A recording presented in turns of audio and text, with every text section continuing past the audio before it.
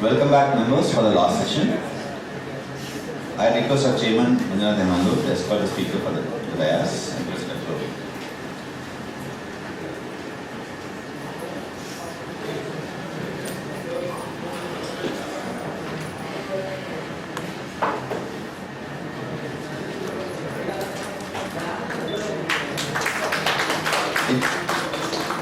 It's my privilege to introduce the speaker. CA Kaleshwara Prasad is a senior chartered accountant with over 20 years of experience, specializing in financial reporting, audit, taxation, and consultancy. He is the founding part of KSK & Co. Chartered Accountants, a Bangalore-based firm handling audit, financial reporting, and tax matters. His professional experience includes working with Deloitte. He serves as a technical reviewer with Financial Reporting Review Board of ICAI, and is an active faculty member at ICAI Bangalore Chapter and the Accounting Standards Board of ICAI.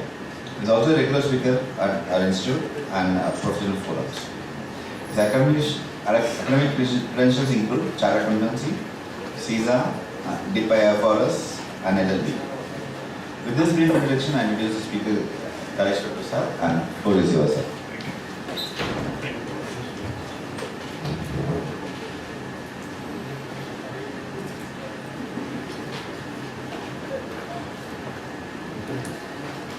Namaste, good evening, good afternoon. So the last session is always an interesting session because one side will be like eager to wind to the torch bearer of ICAI Bangalore chapter. Thanks for the privilege you have extended to me. Today the topic what we are going to discuss is something close to my heart. As an auditor, why I say it is close to my heart is something identifying of mistakes. So which has come in our blood. So the moment you see something which are not in concurrence with what it should be, we identify. But having said that, knowingly or unknowingly, you will be surprised over the next 1.5 hours what we are going to discuss. Knowingly or unknowingly, various things we might have overlooked. I don't say we are not aware of, we might have overlooked while preparing the financial statement. The discussion would have been more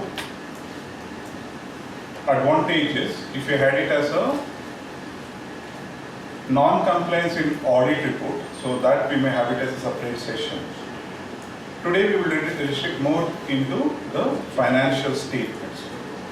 Again, to set the tone clear, I'll keep it at a very simple thing. Whatever non-compliance we will be discussing, it will be equally hold good even for India's financial statements. But just to keep the discussion lively, I would restrict mostly with accounting standards. And need not to say, we will be talking only in relation to Schedule 3 financials. So with this background, we'll start the discussion. What is going to be the agenda? The agenda is to identify the frequent non-compliances which has been identified in the financial statements. Who has basically would have pointed out? The peer reviewer, the reviewer, even the FRRB over a period they have identified, and that's how we come to know what was a mistake or what is a non-compliance in relation to preparation of financial statements. When we talk about a financial statements as per the Companies Act, very, very interesting. I have a format. I am even told what is that to be included in the format. I have even been told what should be explained in relation to the items which appear in the financial statements. All that is crystal clear. Schedule 3 is what we are talking about. In addition to Schedule 3, we also have something called as accounting standards. Knowingly, unknowingly, we have been complying with it. The last time what we would have studied was at intermediate. At my level, at my age, we were preparing for exams. It was accounting standard at both the stages. Now we have Ind AS at final stage. So we need to see what are the requirements of Schedule 3 read with accounting standards. In the process, we will also try to understand small company versus one more thing called SMC. So this is something different from what we have MSME kind of a thing. This is more from a perspective of taking a leverage as to where I could take a shelter of reducing my compliances. That would be the objective. We'll take a few points for discussion which we have been following over a period just to see whether we are doing it correctly or not. Selected accounting standards, I know that 1 hour 15 minutes to be precise, will be very short to cover all the 29 accounting standards. So I'll be taking up only selected accounting standards. We'll continue the discussion as long as you can tolerate it. Yeah? Financial statements. We need to know the objective of these financial statements. Please be very clear. The objective of the financial statements is to provide meaningful information. When we say the information is meaningful, relevant and reliable information to the users of the financial statements so that they can take an informed decision. Fine? This is going to set the tone because financial statements is full of estimates and judgments which we will see at a later point of time. So in that estimates and judgments, which is going to be more appropriate is what we'll have to look into. So this is going to set the tone. The objective of preparing the financial statements is to provide meaningful information to the readers of the financial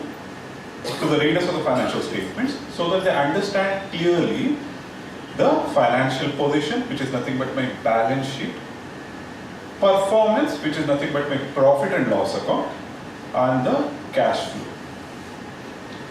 Financial statements, very interesting. What do you mean by a financial statements? I know most of it might be very basics for you, but very interesting that we have a clarity on this before we continue.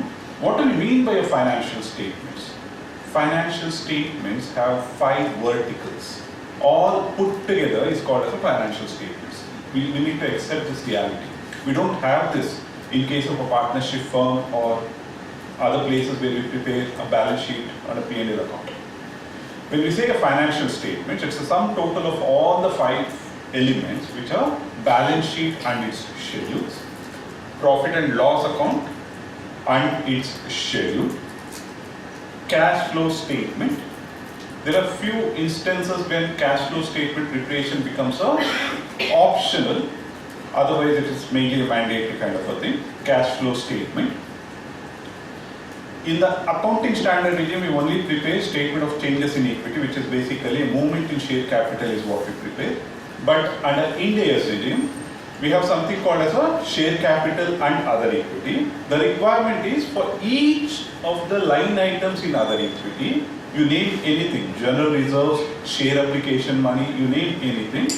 We need to prepare a reconciliation as to show the movement from the opening balance till the closing balance. What was the opening balance? What are the changes which has increased, which has led to the increase, which has led to the decrease, and how did I arrive at a closing balance? So that is where we say statement of changes in equity and other equity. Last but not the least is something which I really enjoy, is significant accounting policies and notes to financial statements. Significant accounting policies and notes to financial statements. What are accounting policies? What are accounting policies? No answers? What basically we understand from an accounting policy? Any guess? We prepare the financials and nature of the treatment of the accounting policy depreciation. Why didn't they say it as an accounting standard? They should have said it as an accounting standard. No, why they use the term accounting policies? Is my question clear? They should have actually said significant accounting standards and notes to financial statements. Why is that they have used the term policy rather than a standard or anything else? The company policy, right? The company have options, so you have to say what is your company policy. So it's called company policy. Policy in relation to Various things. For example, depreciation, we have a SLM, we have WT method, Similarly, you have- Exactly. So before we move on to the definition, depreciation. The standard talks about WDV, straight line method, units of production method, and such other method. As an entity, I can use a straight line method. My competitor might be using the WDV method. Simple example. Are we not interested to know, when we do a comparison, are we not interested to know whenever there is a possibility of multiple options, which option an entity has chosen? Which option an entity has chosen, which practices an entity has chosen, and that have to be made evident on the financial statements. So that is where we say significant accounting policy. What are accounting policy? The principles and the method of applying those principles in the preparation of financial statements are accounting policy. Hope things are clear. So we're not referring to an accounting standard. Accounting standard 10 talks about depreciation, we talk about valuation, various things.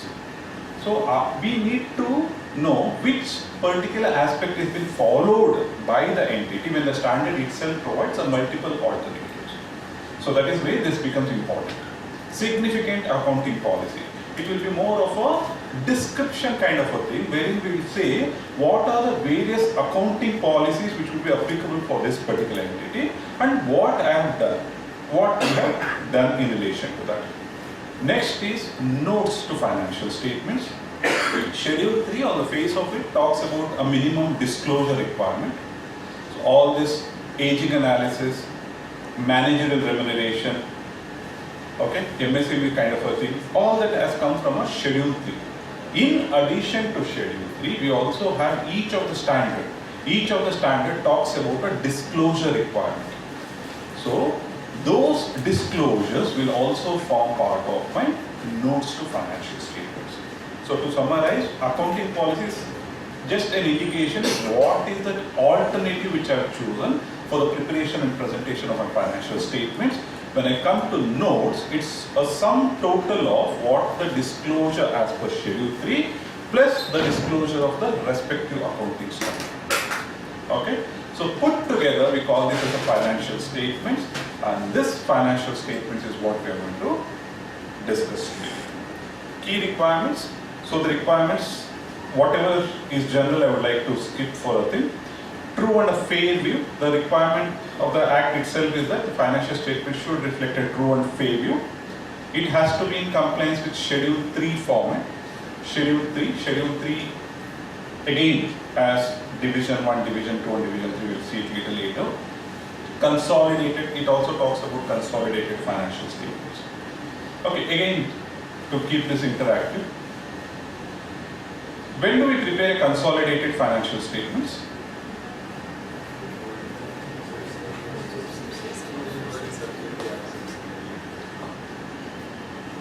If an entity has got an associate or a joint venture, do we prepare a consolidated financial statements? Is my question clear? We all know AS 21, struggling from final studies. The last question we never used to tally for most of us. So we know holding and subsidiary. My question is, do we prepare a consolidated financial statements? If one entity is an associate of another entity, one entity is a joint venture of another entity, does the investment company have to prepare a consolidated financial statements? Section 129 subsection 3 amended in 2017 did a very interesting thing. Earlier the definition was talking only about a subsidiary company. This amendment said subsidiary includes associates and joint ventures. It includes associates and joint ventures. That means if an investment company is having an associate or a joint venture, it has to prepare a consolidated financial statements.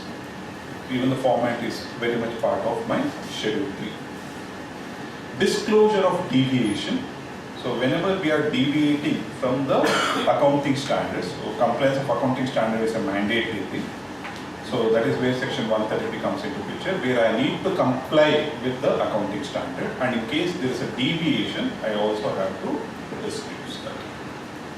Moving on to accounting standard, section 133 specifically talks about accounting standard.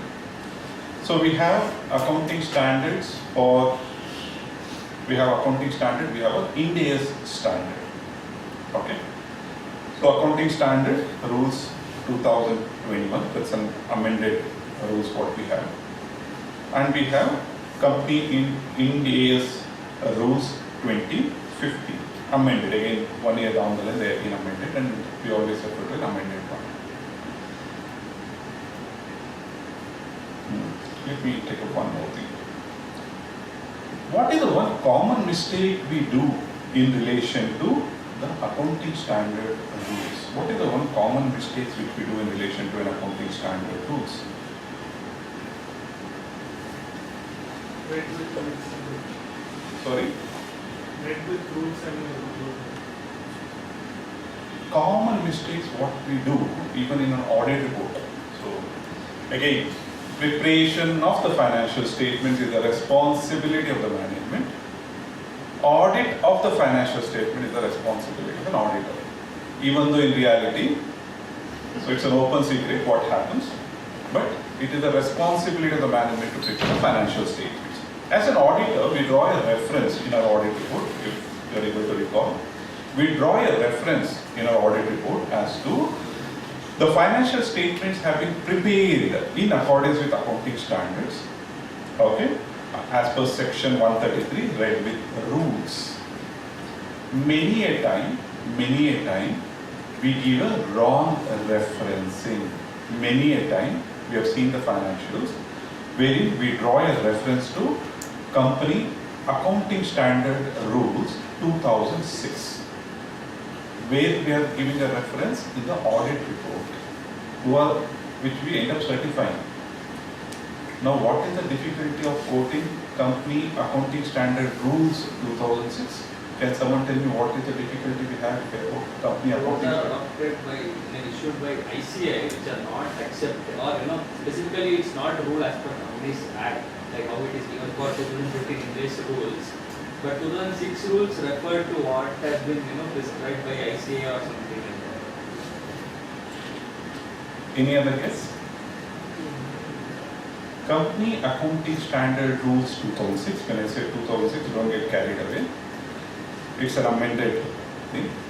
Basically, is the one which has originated from Companies Act 1956. It's having a reference to Companies Act 1956. And which is the Companies Act we are supposed to comply now? And if I, in my audit report, if I mention that the financial statements are in compliance with company or accounting standard rules 2006 and sign off the balance sheet, what would happen?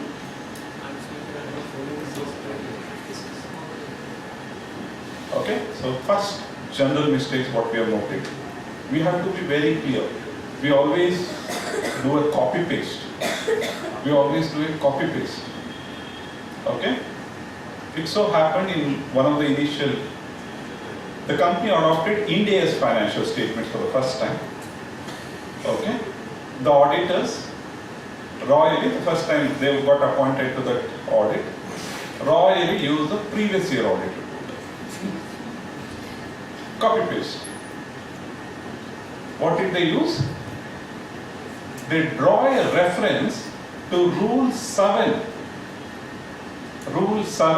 of Accounting Standard Rules for Ind AS compliant financial statements. Okay? That means in Ind AS financial statements, an auditor is drawing a reference to accounting standard rules and saying that financial statements comply with that. That was a government entity. The point was taken up by C&AG auditors. You know what is the repercussion for this? Any guess? Any guess? issue disciplinary action? Disciplinary action? That's at a higher level. So it has lower level. You are expected to issue an addendum to your audit report. You are expected to issue an addendum to your audit report. Just imagine what excuse one has to give for this kind of a mistake. Second thing, normally government audit gets continued for 2-3 years. The next year, the auditor was dropped. Okay, are we able to understand the seriousness of what we're talking? Very, very small things, but drastic things. Fine. So we'll talk on 4 legs before we move on to other aspects. Comparative figures. So financial statements invariably need to have a comparative figure. That means I do not have an excuse. It's a mandatory requirement. So only thing is, if it's a first time financial statements, then I don't have to prepare a comparative previous year figure. There is no comparative figures. So that would require small disclosures which are given toward the end, saying that if the company is incorporated and which is the first time, so we could basically say that what is the incorporation date and why we are not able to provide a comparative previous year figures. So the financial year beautifully explains what is a financial year, and in case of a newly incorporated entity, what is going to be the first financial year for the newly incorporated entity. Okay? Any entity which gets incorporated after January, for that they can have the financial year at the end of 1st March. So that means if an entity is incorporated in January 2025, for them the financial year will be 31st March 2023. So you end up preparing your first financial statements for 18 months at the case rate, which is very much possible. My question to all of you, do we prepare comparative financials even for interim financial statements? Are we expected to prepare comparatives for interim financial statements? Yes? No?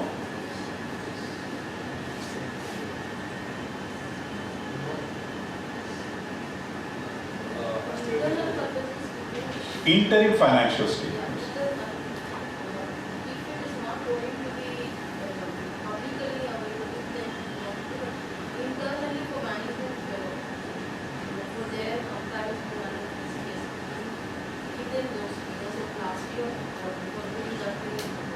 Now the madam has got me into another question. When are we supposed to prepare interim financial statements? Before that, what are interim financial statements?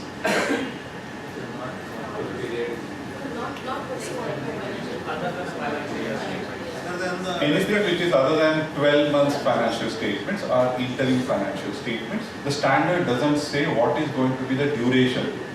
No standard talks. It has to be for 3 months, 6 months, 4 months, nothing. It is the requirement. SEBI says all the listed companies have to make available the quarterly financial statements. Okay? To answer your question, madam, in case I am preparing a financial statements in compliance with interim, then it has to be as per the format. Okay? If I am preparing for my own presentation or for my own management discussion purpose, then it is not called as an interim financial statement. If you are calling it as an interim financial statement, then it has to be as per the prescribed format, and it needs to have a comparative figures. Okay, let me not say previous year. So comparative figures is what it needs to have.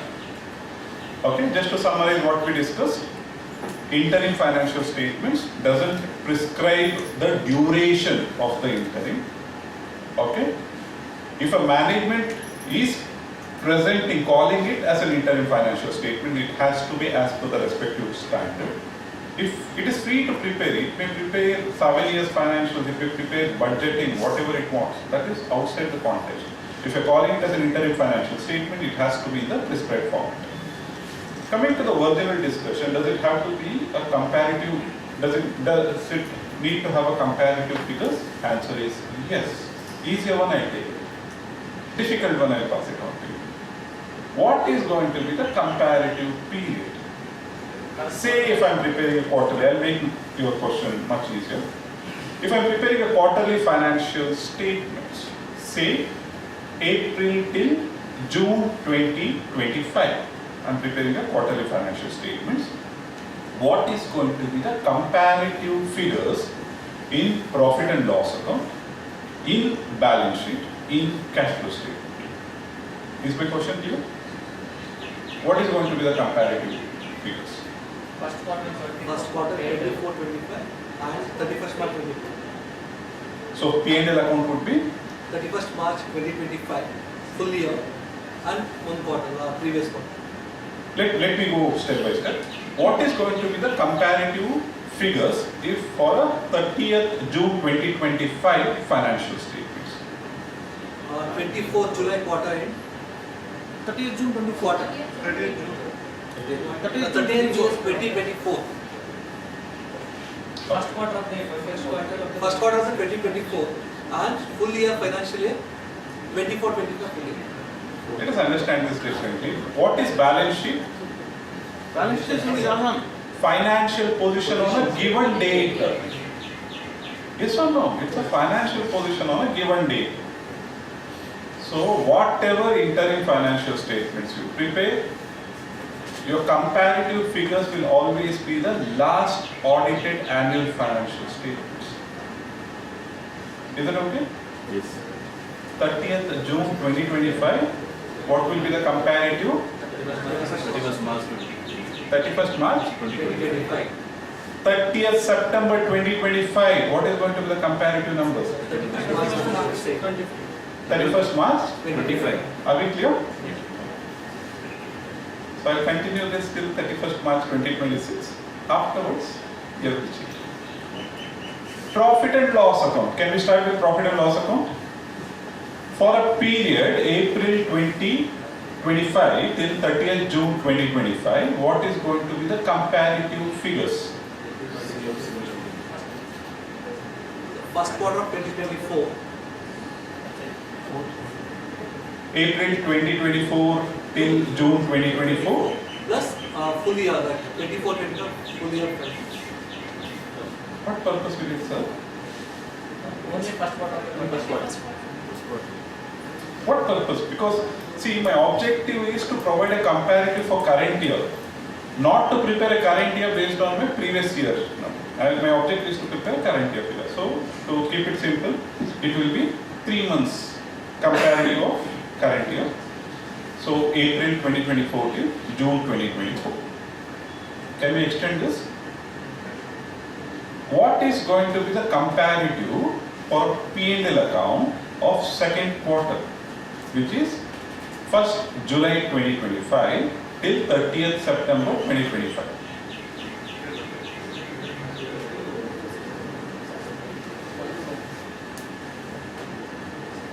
Second quarter and full 2 quarters. Yes. After first quarter, whenever we are preparing a subsequent quarters, in addition to the respective quarter, we also prepare something called as year till date. So, I'll be preparing 1st July till 30th September. Then I'll also be preparing 1st April 2025 till 30th September. That is going to be the current year financials. Then I'll also be preparing a corresponding previous year numbers. Okay? So, year till date is what we prepare in addition for the second quarter onwards. If you extend this logic to the fourth quarter, you actually prepare the annual profit and loss account. The last one, cash flow statement. What is the period of cash flow statement for the second quarter, which is 1st July till 30th September? What is going to be the duration of cash flow statement presented in second quarter? For a cash flow statement, you only prepare year till date. Well, when you prepare for the first quarter, it will be April till June. When you prepare for the second quarter, you will prepare April till September, and accordingly, you will have a comparative previous year figures. Is that okay? Same thing I've put here. So, Schedule 3. So, this is what we were referring to. Whenever preparing a financial statements, we need to know what formats are applicable to me. Division 1, Accounting Standard Compliant Financial Statements. Division 2, Ind AS Compliant Financial Statements. So when we say accounting standard rules 2021 would be applicable. In case of Ind AS financial statements, it would be Ind AS rules 2015 as amended. So we basically say amended so that we don't get carried away. So 2015, 2016, afterwards some changes, let's say. So we require reference to version 1. What is important for us to remember? Schedule 3, if at all there is a conflicting views, the Act and the rules will prevail over the schedule. To keep it simple, the Act and the rules will prevail over the schedule. That means what is specified in the Act and the accounting standards would prevail over Schedule 3. Quite interesting. If at all you have any difference of opinion, so instead of going to the schedule, we'll have to fall back on the Act and the thing as the case may be. Again, Schedule 3 only provides a minimum disclosures. So I'm not saying that is not mandatory. Those are the minimum disclosures. Whenever we say the fifth vertical, significant accounting policy and notes to financial statements, those disclosure includes the minimum disclosure of Schedule 3 plus the respective disclosure of the respective accounting standards. Okay? Again, the next interesting element in relation to financial statements, the materiality. They have brought in the term materiality. They say that financial statements shall disclose all material items. Shall disclose all material items that individually or collectively going to influence the economic decision-making ability of the readers of the financial statements. Okay? Why this thing is important? We are talking about a material, all this time we are talking about materiality from an audit perspective, from an auditor perspective. Whenever we are doing an audit evidence, audit sampling, we used to apply the concept of materiality.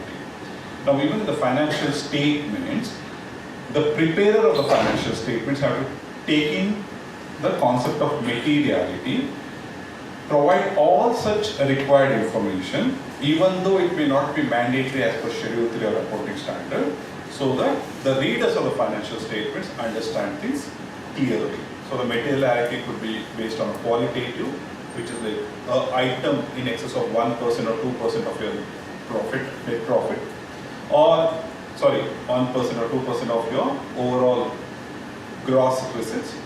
In case of a profit, it could be 5% to 10%. Its numbers are not nowhere mentioned. It's purely the judgment. Management have to take a call as what is going to be appropriate for it.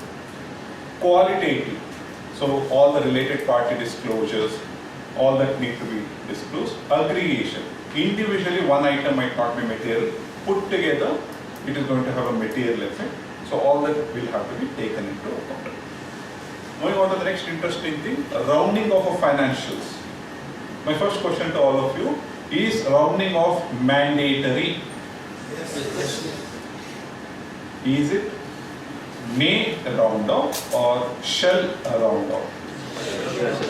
Shall round off. How many financials we actually get it signed? If I go to a client, he will say, I don't understand this rounding off numbers. What is this? You give me? Sorry? Again, for filing income tax, another. No, that's what I'm coming. That's what I'm coming.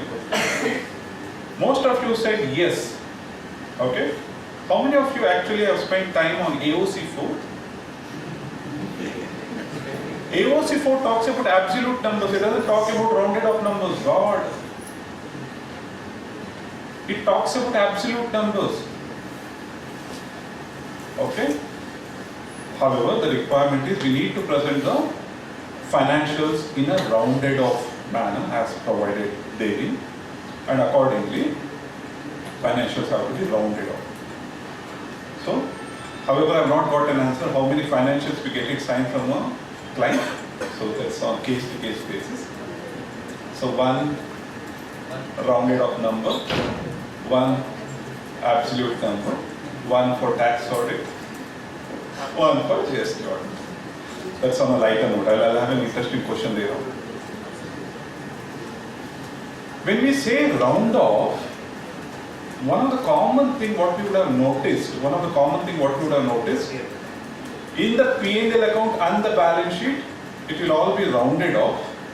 But when we go to notes to financial statements, statutory audit fees, 30,000 rupees. It is in absolute numbers. Is this presentation appropriate? Audit report. Auditor will be qualifying in absolute terms. My God. So we'll talk about audit report later. So let us come back to financial statements. Is this an appropriate way of presenting? The answer is no. So that is why once a unit of measurement is established, whether it's rounding off in hundreds, thousand, lakh or 10 lakhs of case may be, it should be used uniformly, okay, across the financial statements. What is across the financial statements? All the 5 elements of the financial statements. Okay. What is total income of the company? It says you need to round off based on the total income. What is total income? What is total income? Revenue plus other income. Sorry? Revenue from operation plus other income. Good. Whatever appears on the credit side. So beautifully they have said total income includes your. What are those 2 elements? Revenue from operation plus other income.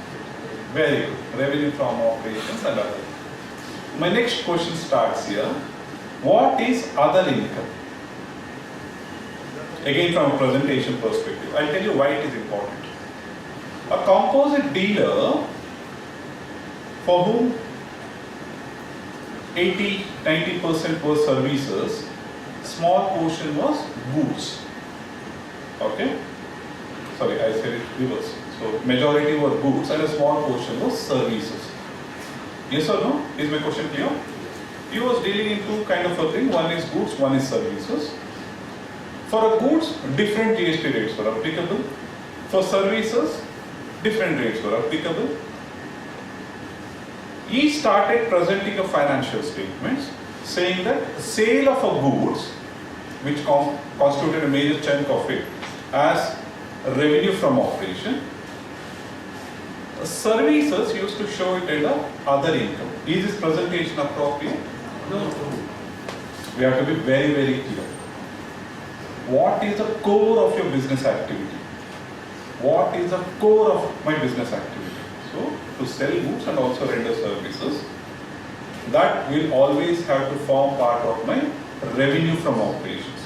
It has to be a revenue from operations. So, their convenience, their software, for whatever reason, they would have grouped it accordingly. So, those presentation is irrelevant for my Schedule 3 presentation. Okay? So I think we have already discussed rounding off versus absolute forms in small company. The definition, small company definition. Recently we have an amendment to the threshold limit being prescribed. I will not go into the nitty-gritties of this. Look at the interesting aspect. It talks about 2 thresholds. One is paid up capital. One is turnover. What is paid up share capital? Does it include only equity or does it include preferred share capital?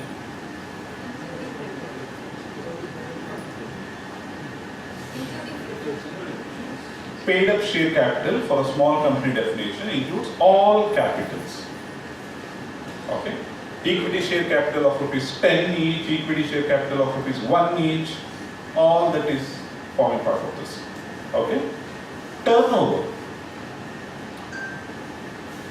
I've condensed it so that I also should not see. What is turnover? Turnover as per the statement of profit and loss account of the immediately preceding financial year. Immediately preceding financial year. Very, very interesting.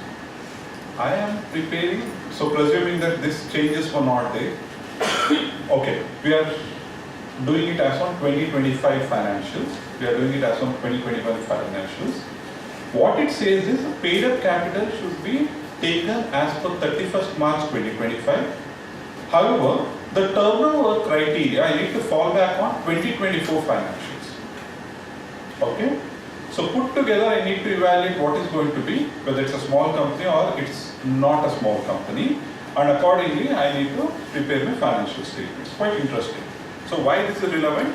On the balance sheet date, my criteria gets established with respect to the paid up capital, and with respect to the turnover, it is not that year turnover, it is the last year turnover. Okay, very interesting. If at all you want to classify a company, because the moment you come to know it's a small company, you have various advantages. I tell you one beautiful advantage. What is that beautiful advantage? All the e-forms, majority of the e-forms can be uploaded without practicing professional digital signature. Majority of the e-forms. My goodness. Did you hear me properly? An AOC 4 can be uploaded without auditor signature. I'm not talking on the financial, I'm talking on the AOC 4 form. How many of you have noticed this? You have noticed? By the time I realized, my colleagues have used my digital signature left, right, center. Unnecessary risk gets added. Okay? Very interesting advantage. If it were to be a small company, annual forms or e-forms doesn't require a professional signature. Look at so many mistakes which would have got committed in the course, and you can escape all that since you wouldn't have certified those. Yes? So that is the interesting thing. Caro is not applicable. Amazing. In addition to Caro, we also report something called as IFCR report. What is full form of IF? Sorry? Internal Financial Control Review Report. Okay. Again, that is not applicable for a small company. Yes. One more certification gets reduced. Again, we don't have to do a dematerialization of shares if it were to be a small company. So this is basically to understand wherever possible we can claim that relaxation when it is a small company. We move to the next one, which is a SMC. This is different from MSME, which you all are experts by now. What is small and medium sized company? The accounting standards, for the applicability of an accounting standard and to extend a relaxation, they have come out with this small and medium sized company. Okay? You don't find this elsewhere, you find this only in accounting standard. Again, we'll have to be very, very careful. Only unlisted companies can be small and medium sized company. They have given a threshold which I will not discuss now. So they have given a threshold of turnover and a borrowing limit. As long as you fulfill, you will be a small and medium sized company. If you are a small and medium sized company, beautifully, I don't have to prepare a cash flow statement. Fine, cash flow statement somehow or the other we will prepare. Segment reporting is not required to be prepared. Okay? You should be happy when you don't have to prepare something. Segment reporting. Even after so many years, we struggle to identify the segments. Okay? Segment reporting not to be prepared, and you get a very good relaxation from the disclosure perspective. There are two elements to an accounting standard. One is the applicability, one is the disclosure. If it's an SMC, you get a very good relaxation coming to the disclosures of that. Okay? Again, a small thought toward the end. If there is an unlisted company, last year, say 2024, it was a non-ESMC, and 2025, it became a ESMC. The question is, do I have to restate the previous year figures? Last year it was an SMC, it was a non-SMC, that means I would have applied all my exhaustive knowledge of accounting standard and prepared the financial statements. Now it has become an SMC. I would have enjoyed all the relaxation. The question is, do I have to restate the previous year figures? The answer is no. Since it was previously, it was a fully compliant, and now you are a SMC, you can continue. So you can, last year, as per the previous year figures, whatever you have prepared, that would continue. And current year, you will go with SMC. If the scenario is reversed, last year, SMS, broad universe. This is what happens when you prepare PPT at the late night. Looking at the SMS you prepare, this is what is going to happen. Last year it was a ESMC, small and medium sized company. Current year, because of non-full, it has crossed the threshold limit of a borrowing limit or a turnover, it becomes a non-SMC. Okay? Beautifully, you could continue to enjoy the benefit of ESMC for 2 more years. Again, for presentation perspective, this is going to be important. Let us take a few questions. Before we actually jump into non-disclosures. On the face of the financial statements, you always have to state what value it has been rounded off. Very interesting. Most of the things we don't even know what value it has been rounded off. Huh? So we only see the numbers, and afterwards if I go see the top, hey, these are in lakhs. Okay? Ding of the signing director. So there is a mandatory requirement that wherever a director name or designation and is signing as such, DIN number have to be provided. UAN of the balance sheet, date of the financial statements, membership and all other things. Okay? Again, a practical question to all of you. Let me move on to this. Can the statutory audit report be dated later than the tax audit report? No. Let me repeat my question. Can the statutory audit be dated later than the tax audit report?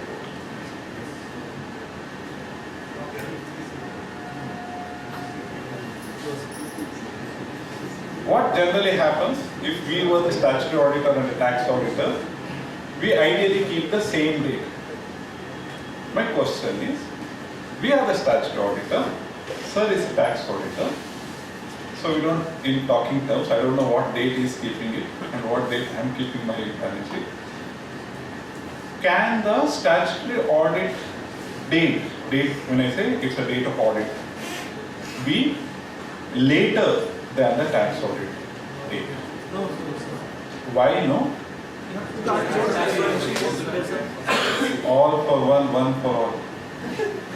We address the same in the tax audit report that the financial statement is Audited elsewhere in some other provisions of the law.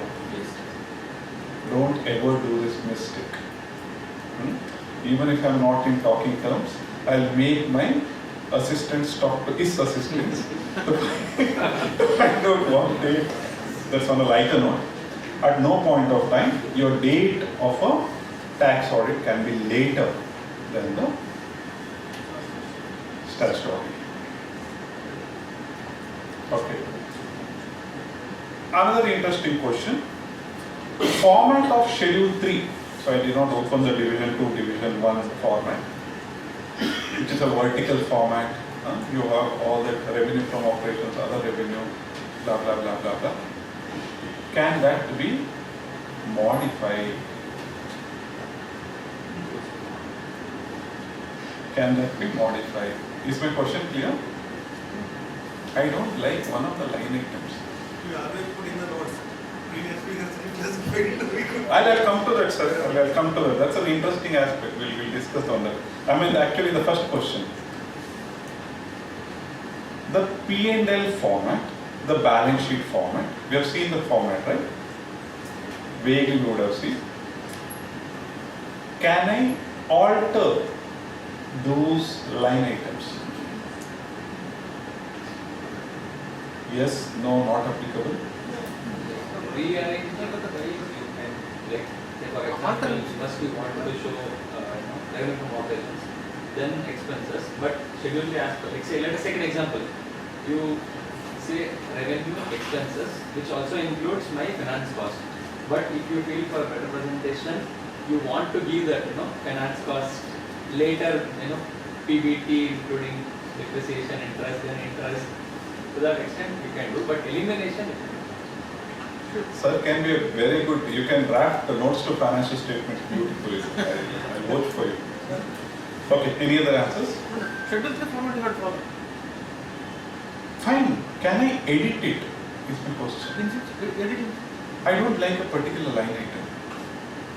No, it's mandatory. That's my question. Can we edit? Can we make some changes? If figures are zero, you can do it. Figures are zero, basically remove it, fine. Apart from that, For a better presentation, it's required. let us take an example. A newly started startup. What they do, they aggregate medical services, doctor services. Okay. Let us see, they have only revenue from operation, they do not have purchase of goods, change in inventory, blah blah blah blah blah. Okay. The only major expenditure what they have is the professional fees being paid to the doctors, professional fees being paid to the doctors, and the management wants to show the professional fees paid to doctors separately on the face of financials. Okay? Is it possible? Yes. Okay. Better understanding of Fine. As long as you are able to explain it properly in your notes to financial statements. Again, you need to have a consistency in your approach. Then, to that extent, you can modify. Then, to that extent, you can basically modify the format of Schedule 3. When I say slight modification, don't change the entire structure of it, let's say. From vertical, you make it horizontal, all that is not possible. In case you want to, if you feel that this is going to result in a more appropriate presentation, which will help the users of financial statements to understand things properly, then to that extent you can do it. I gave you an example. For him, for the first 3 to 4 line items in the P&L account, there is no entries at all. The only expenditure what he will have is the professional fees which is being paid to doctors, which is a big chunk of money. I cannot just show it as a grouping in some other way. I'll have to show it on the face of financial statements. Yes, coming to Sir's question, this is a very, very common thing. Previous year figures can be, previous year figures have been regrouped or reclassified wherever necessary to conform to the current year's presentation. Wrong. We use this statement left, right, center. Especially when I'm the new auditor, I'm the auditor for the first time, and previous year auditor, somehow I don't like that person, so I want to change left, right, center. Can I do this? Previous year figures have been regrouped or reclassified wherever necessary to conform to the current year's presentation. Can this disclosure is sufficient? Or am I actually permitted to do this? I think sir raised this question. Am I actually permitted to do this? Then we say that to do a third balance sheet, to restate income, as the opening balance of this year, and you have. Will it come to third balance sheet? Yes. In India's case, you can do, but the condition is you have to restate it. Normally, yes. Let us understand what you mean by regrouping and a reclassification. Can we have this? Yes. Okay. When we say regrouping, last year an item was classified as a non-current.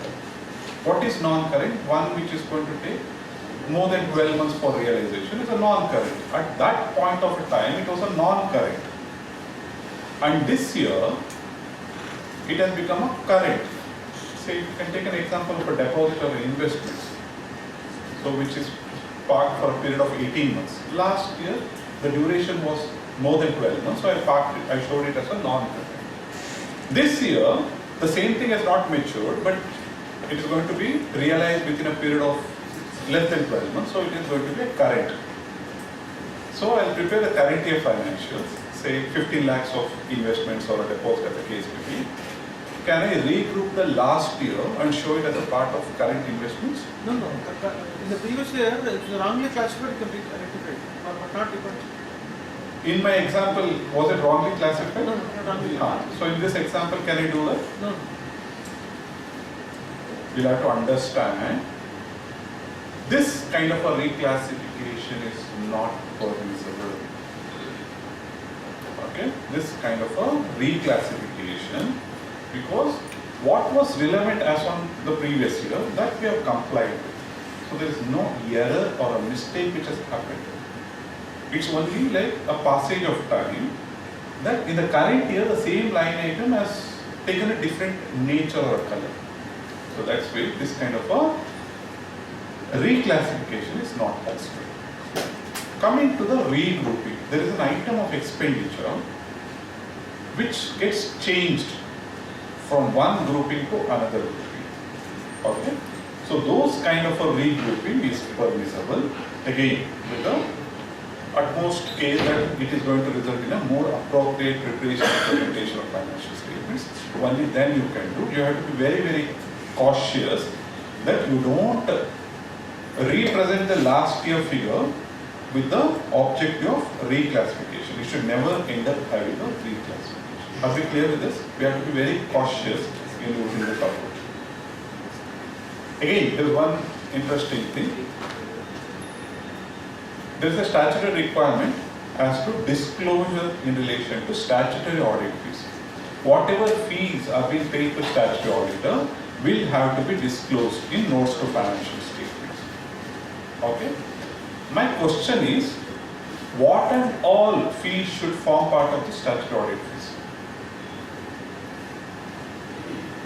We have seen instances, fees, statutory audit fees, fees, internal audit fees, fees of a tax auditor. Yes or no? Sum total of whatever fees you pay to professional in whatever manner will be clubbed and presented as a part of this. Is this presentation appropriate? Please remember, fees what you pay to statutory auditor alone in whatever way. That means if I am a statutory auditor, if I am also performing a tax audit, possible, very much possible, then you will have to say what is the fees for statutory audit, what is the fees for tax audit, what is the expense reimbursement. If the other person is a tax auditor, I don't have to, that information not have to be disclosed. The requirement is to disclose only the statutory auditor fees. It doesn't warrant disclosure of all the professional fees what you have paid to other professionals. Then where will that be presented? That's a professional fees. That information don't have to appear on the notes to financial statements. Okay, we'll move on to the deficiencies.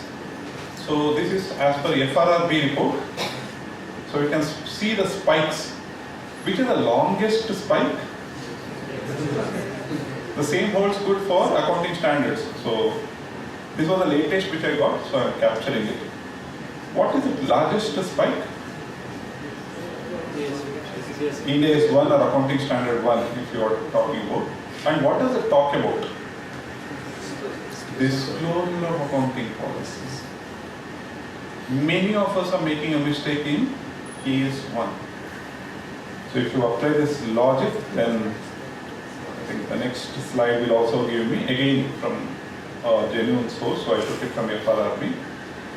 So these are some of the deficiencies which has been noted. So we move on to disclosures of accounting policies, AS1. It's a very, very general practice that people don't disclose the accounting policy. They don't disclose the accounting policy in relation to valuation of investments. We will discuss in this little later. Investments. What is the policy you have adopted for valuation of an investment? employee benefits. Forget about depreciation and other things. These are borrowing costs.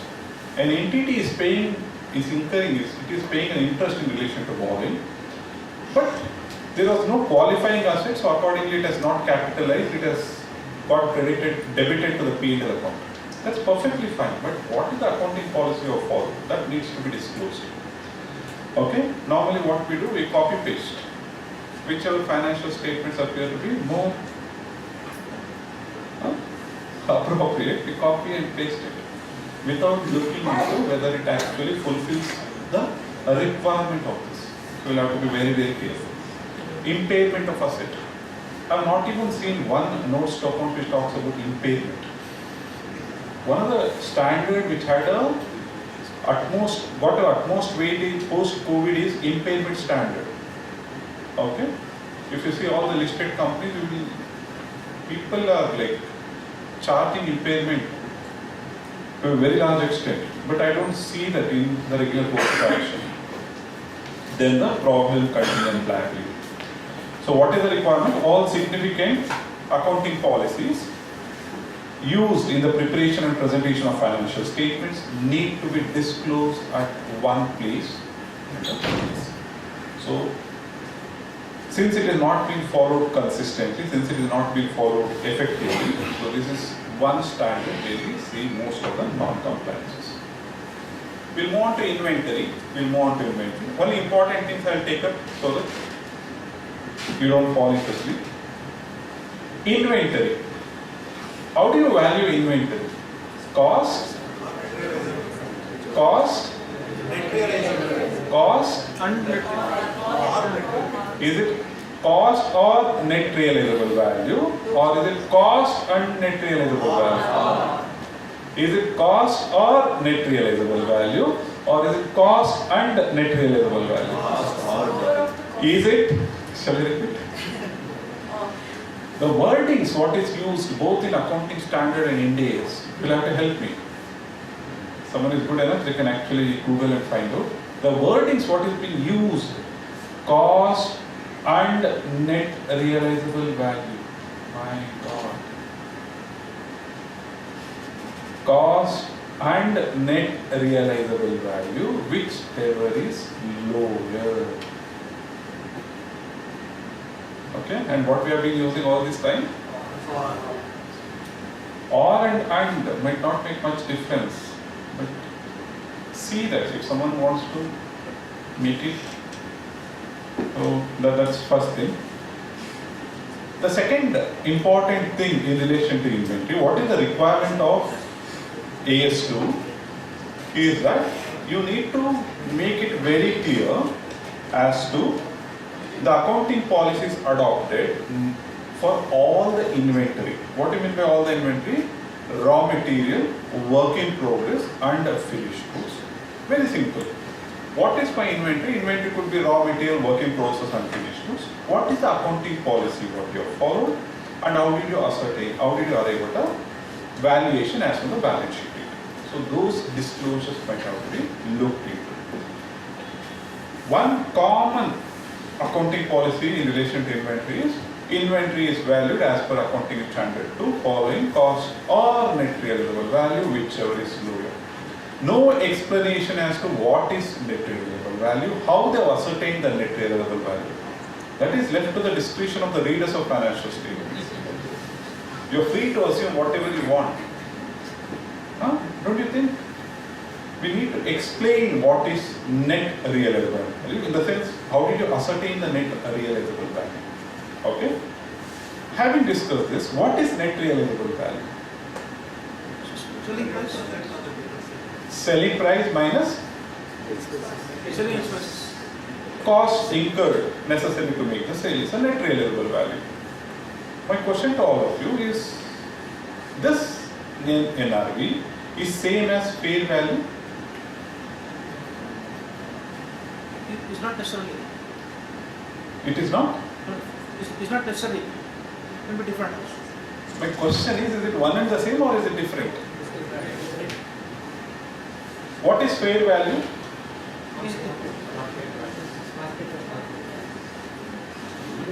Value agreed between knowledgeable billing buyer and knowledgeable billing seller at a arm's length price is a fair value. Strictly speaking, in general parlance, most of the time your net realizable value is going to be same as fair value. Don't take me wrong. It's going to be the one and the same. However, one interesting distinction which makes the two apart, fair value is market specific. Net realizable value is entity specific.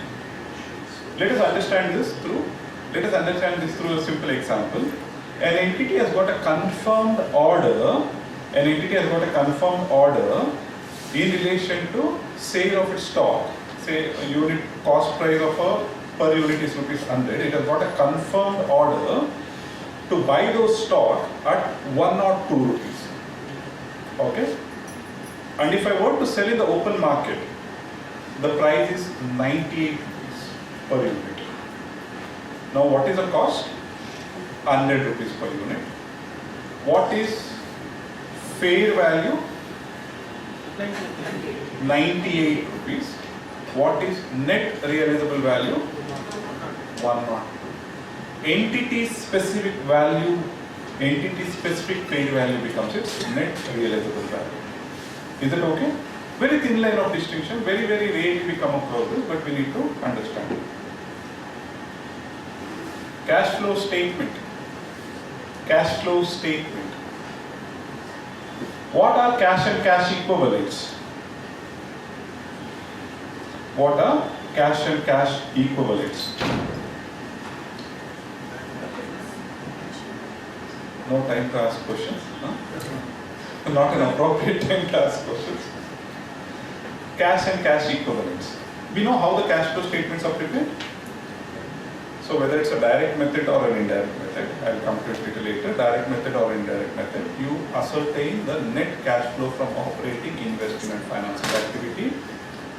For that, if you add opening cash and cash equivalents, you should invariably arrive at a closing cash and cash equivalents. Unfortunately, when I prepare, it doesn't happen. Okay? So, cash and cash equivalents. The expectation is all the cash and cash equivalents are expected to be clubbed and presented as one item. What are cash and cash equivalents? Cash and cash equivalents are short-term, highly liquid investments which can be converted to known amount of cash. That means which is insignificant. There is insignificant risk with respect to change in value. Out of all this, the first thing is important. It says short-term. What is short-term? What is the definition of a short-term? 12 months, 24 months, 6 months, 1 day. Sorry? That is operating cycle. AS3 in AS7 clearly says short-term. Short-term for the purpose of this, don't get carried away, is 90 days. That means any money, if you have parked and you are going to get it within 90 days, is a short term. My question is, from when this 90 days to be taken into account? Is it from the date of investment or is it from the date of balance sheet? Is my question clear? It says 90 days. I will give you two simple examples. I have made an investment in the month of September 2024 for a period of 9 months. That means it is going to, for a period of say 7 months, that means it is going to mature by May 2025. I have made one more investment as on 30th March 2025, which is going to mature in 90 days. Out of this, which are going to be short term? I get confused when you talk internally. Okay? What is short term? Short term need to be evaluated from the date of original investment, not from the date of balance sheet. Very interesting. It has to be checked from the date of original investment. When you made a original investment, what was the duration for which you parked those investments. If your original intention is to park it for greater than 3 months, then that will not qualify as a cash and cash equivalents, even though it might be maturing very soon from the date of balance sheet. Are we clear? Okay. So the first question is short. What do you mean by short term? It is 3 months or less, 90 days or less. It is from the date of original investment, not from the date of balance sheet. Is bank overdraft, can it form part of a cash and cash equivalents? Can bank overdraft form part of cash and cash equivalents? No. Can cash and cash equivalents be negative value? Answer is yes. So moving on to the next question. Bank overdraft, can it be taken as a cash and cash equivalents? AS3 specifically says no to bank overdraft. If it's a bank overdraft, it is taken as a borrowing and accordingly it will not form part of cash and cash equivalents. In India 7, it says bank overdraft, if it is used for a cash management purposes, then it can form part of cash and cash equivalents. Under India, they have applied a slightly different thing. They say that bank overdraft, whether it is repayable on demand, yes, if it is repayable on demand, that means the duration is very small. The second thing is, what is the intent of the management? Intent of the management is to manage the overdraft as a additional cash resources. That means if you look at the bank statements, it will look like a spike. Whenever there is a need, they would have overdrawn, and the moment they have a surplus, they will bring it back. So this is called a spike. So because if it fulfills both the conditions under India's regime, this could be taken as part of cash and cash equivalent. Otherwise, even under India's, it could be outside cash and cash equivalents. So, the example for negative cash and cash equivalents. Bank overdraft itself could be a negative. Yes. I'm not able to readily. So moving on to the next important thing, taxes. Taxes need to be disclosed separately in cash flow statement. We are talking in relation to cash flow statements. Taxes need to be shown separately. Very interesting. What it says is, if you are able to identify the taxes respectively, say for example, if it is in relation to sale of a goods or income tax, it's ideally operating activity. You need to show that as a separate line item under the operating activity group. If you are able to bifurcate, say I have sold a land during the year and I have paid a capital gains tax. So those taxes which may form part of my investing activity. Are you guys with me? So taxes based on its nature. So if it is in relation to my operating activity, yes. If it is in relation to other activity, then I can show it separately. It also gives you a practical experience. If you are finding it difficult, then put everything under operating activity and show as a separate line item in the operating activity. Where do you group interest and penalty in cash flow statement? Quite interesting. Where do you group interest and penalty in cash flow statement? Interest payment. Let me make it more simpler. 234 ABC interest. Where you will show? Is it your operating activity or is it elsewhere? Very interesting. You should understand the logic behind why it is a financing activity. They think that you have not made taxes to the government on time. That means government has given you an additional time to make the payment. So that is sort of a financial thing they have extended, and accordingly it can be shown separately. No? So if you are paying an interest, or same logic holds good if you are receiving an interest on income tax refund.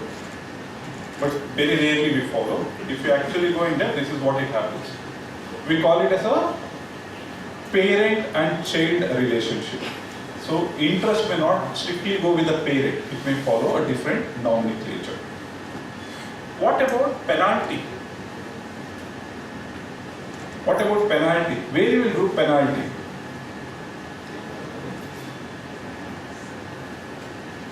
where you will show penalty.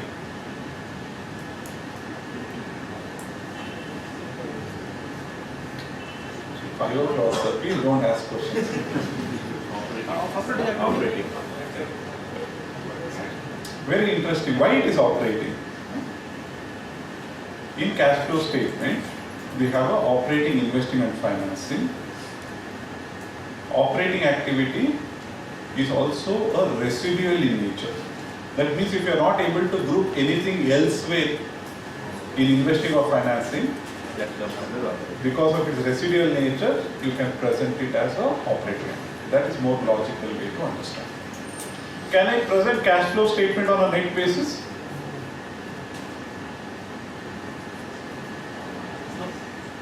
All, what is net basis? Debtors and credit, debtors. Can I present it on net basis? Standard says only under selective, only under prescribed thing, where the turnover is quick, amount is large and the maturity is short. Or the second thing is, the transaction is not my transaction, it is basically a transaction of a customer, a commission agent. So he can do it on a net basis, otherwise cash flow statement will invariably have to present it at a gross basis. My last question in relation to cash flow statement, we have something called as a direct method and indirect method. Which method is suggested by accounting standard? Sorry? Sorry? If I'm asking for third time, you should realize I'm expecting a different answer.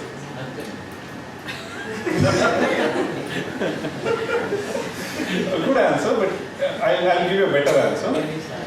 I'll give you a better answer.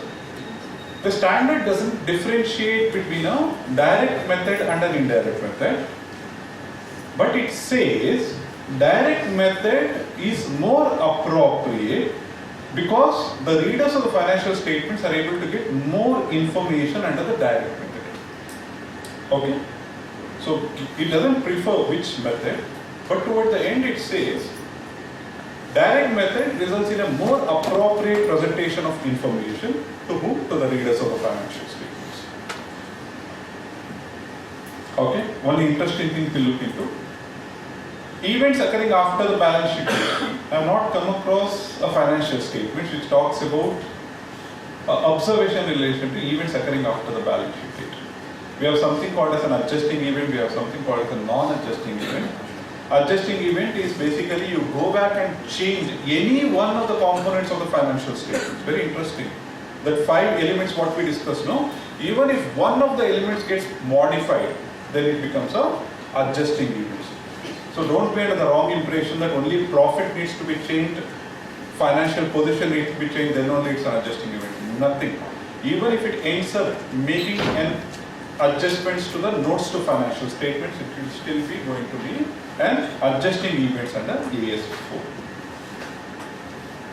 AS5, something which I really enjoy. AS5, it talks various line items. Let us quickly understand that. It talks about net profit or loss, then it talks about extraordinary items, then it talks about prior period items, then it talks about change in accounting policy, then it also talks about change in accounting estimate. By the end of reading AS5, okay, your knowledge would have enriched like anything. Let us look at the crux of AS5. Net profit and loss or profit or loss from ordinary activities. Okay? If it were to be an ordinary activity, that's fine. It wouldn't have fine place here.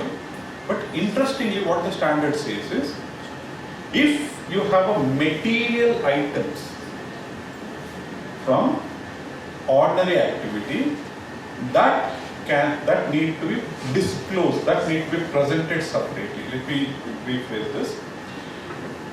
In course of an ordinary activity, if you have a material items, then that material item need to be shown separately in the financial statements. Are we clear? Then what is material item? Can we have an example for material item? Inventory, what we do? Cost or net realizable value, whichever is lower. Don't you think it is material? You have written down inventory to its net realizable value by recognizing a loss. So these are material items. Sale of an asset resulting in a loss. Don't you think it's a material item? Again, subject to the value and other things. So these are the instances an entity undergoes a restructuring. Okay?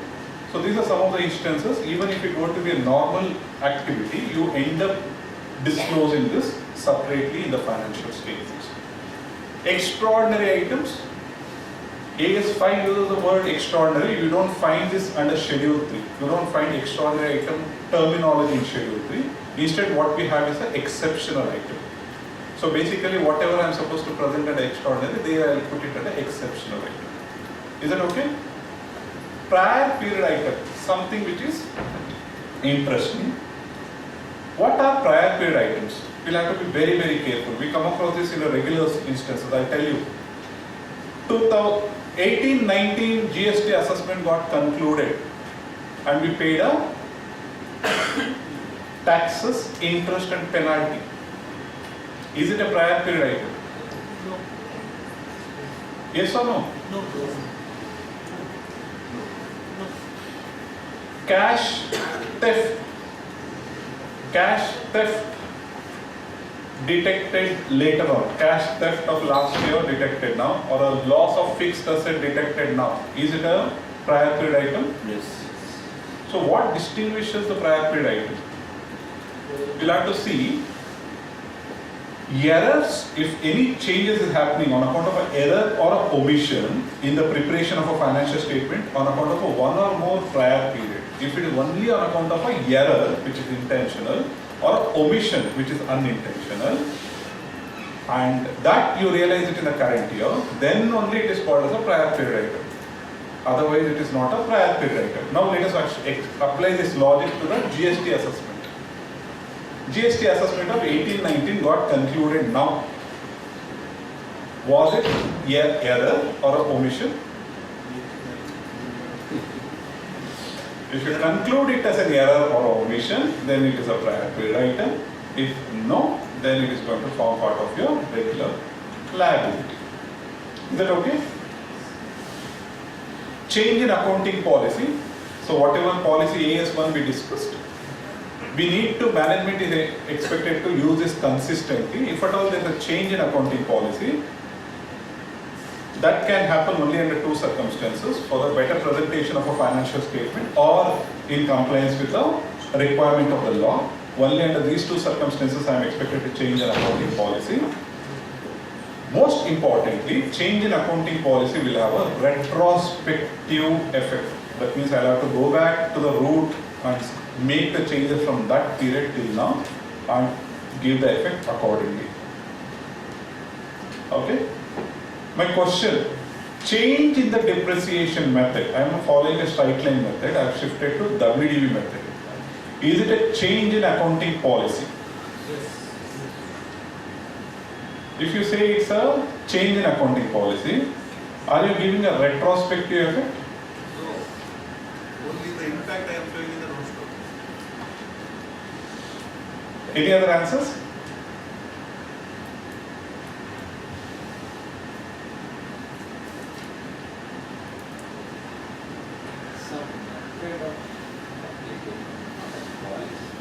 Change in the depreciation method is no doubt a change in accounting policy, but the accounting treatment would be as if it's a change in accounting estimate. Is that okay? It's definitely a change in accounting policy, but the accounting treatment would be as if it is a change in accounting estimate. That means I have to give a prospective effect only, no retrospective effect. Okay? So let us quickly revise. Net profit, if it's from an ordinary activity, if it's a material, that items need to be shown separately as per AS5. Extraordinary items, even though AS5 talks, we do not have a terminology in Schedule 3. So I'll have to group this under exceptional items. Prior period items, no retrospective effect. Disclose it separately. Show it separately on the face of the financial statements. Show it separately on the face of the financial statements. a separate line item need to appear on the face of the financial statements. Change in accounting policy, a retrospective effect. Change in accounting estimate, prospective effect. So what we have to remember, prior period, when I can treat that as a prior period, if it is only on account of error or a omission of earlier period, then it could be prior period items. Prior period item, what is the requirement? I need to show that separately on the face of the profit and loss account. Whether it's an income or loss, that is secondary. You'll have to show it separately on the face of the financial statements and put a necessary disclosure in notes to financial statements. In the interest of time, I'll just take 2 more slides, so all of us are happy. A revenue recognition. A revenue recognition. So revenue can be recognized only when the following 3 conditions gets fulfilled. One is performance. Entity should have completed its obligation. Collectability. You should have a reasonable certainty as to collection of money from the person. Measurability. I'm able to measure my thing properly. Dividend. To be recognized when you have a right to receive dividend. Very interestingly, all this dividend, interest and royalty, we basically go as per 26 years or years and then do an accounting. That is not correct. A dividend needs to be recognized as an income when you have a right to receive dividend. When you have a right to receive dividend, when the dividend is approved by the shareholders in the annual general body meeting. Then you end up recognizing, but in reality, so we recognize after looking into 26 years and years. Interest on a time proportionate basis. On a time proportionate basis. Okay, what is time proportionate basis? If you earn an interest on a fixed deposit, which is like cumulative fixed deposit, you are expected to ascertain the interest for the period and then recognize the interest accordingly. Royalty. People term whatever way they want. Royalty will have to go as per the terms of the agreement. As per the terms of the agreement, we'll have to recognize income from a royalty. Okay. So taxes on income could be a detailed one. Let us move on to the last one. Provisions and contingencies. I have put this in a chart, easy to understand. What is the difference between a provision and a liability? What is the difference between provision and liability? Liability is already occurred, you know what to pay. Provision is the extra. It can be measured. The provision can be measured easily. The contingent is uncertain. Okay, I'll come to contingent little later. We are talking about liability and provision. The occurrence is something which is important. I have tried to put that in a probability in numbers, easy to remember. So liability is certain that you have to pay. Okay, simple example is say salary for the month of March, rent for the month of March. It's just a matter of time you will be making a payment. Provision, okay, where the probability is less than 90% but more than 50%. So if I have to put this in a probability is likelihood of occurrence. The likelihood of occurrence of a liability is close to 100. If not 100, it is close to 100. Anything, so don't jump to a conclusion this 90%, 95%. That is discretion of the management. But what is more important is how close are we? Okay? When we say a liability is virtual certainty, which is very close to happening. When we say a provision, anything which is less than virtual certainty is this. So, if I have to put this in a probability, the probability of making a payment is more likely than not. That means I end up making a payment. Anything which is greater than 50% is a provision. If it goes close to 100, then it actually becomes a liability. One interesting aspect of a provision is I am able to reliably estimate the actual outflow of resources. If I am able to estimate the actual outflow of resources, then it becomes a provision. That is where it will come in the financial statement. That is where it will come in the financial statement. That means you give an effect both in the P&L account and unpayable amount or payable amount will appear in the balance sheet. Coming to the contingent liability and a contingent asset, very interesting. In terms of a probability, the contingent liability is less than 50%.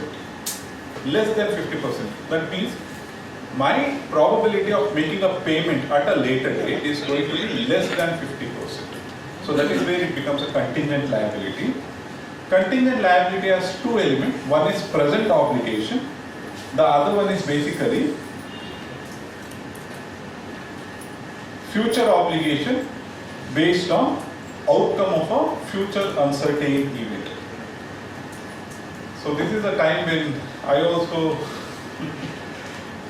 okay. Contingent liability. So contingent liability, anything which is less than 50% is a contingent liability. Contingent asset. Contingent asset based on a conservative or a prudence concept, we basically don't recognize contingent asset. So now let us look at the accounting treatment for all five of this parallelly. For a liability, you will make an accounting treatment and you will also have a disclosure in notes to financial statements. Same thing holds good even for a provision. You make an accounting treatment and you also make a disclosure as to why there is a necessity to make a provision and relevant explanation. Contingent liability, you will only show it as a disclosure in the notes to financial statements. You will only show it as a disclosure in notes to financial statements. It will never ever appear in the P&L account or the balance sheet. Contingent asset, friends, please remember, under the accounting standard regime, even the contingent asset will not only appear in the P&L balance sheet, it will also not require to be disclosed. It will also not required. Okay. So again, if it is very likelihood of having a contingent asset, then only we can have it only as a disclosure. Otherwise, disclosure of contingent asset is also not required. And in India, it is very clear that contingent asset will never ever find place in the financial statements. So this is a small chart based on the probability we have put as to what is the likelihood of occurrence and accordingly what is its impact in the P&L account and in the balance sheet. So with this, I come to an end of today's presentation. Thanks for your patience. Thanks for your participation.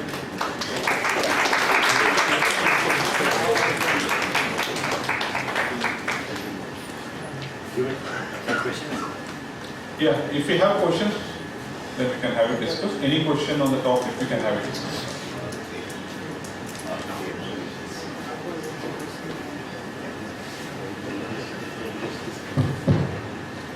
Thank you, sir, for the wonderful presentation. I think members does not have any queries. So I request our chairman, Manjate Mangal, to present the memento as a total of the session.